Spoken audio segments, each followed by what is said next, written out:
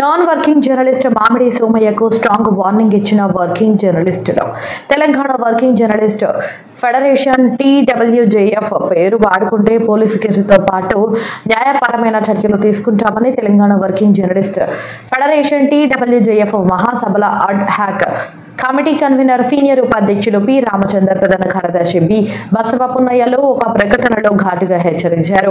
TWJF పేరుతో హైదరాబాద్ లోని LB Nagar లో శనివారం సమావేశం ఏర్పాటు చేసి వర్కింగ్ జర్నలిస్టులను మరొకసారి మోసం చేసిన మామిడి సోమయ్య చర్యలను TWJF తరపున ఖండించారు.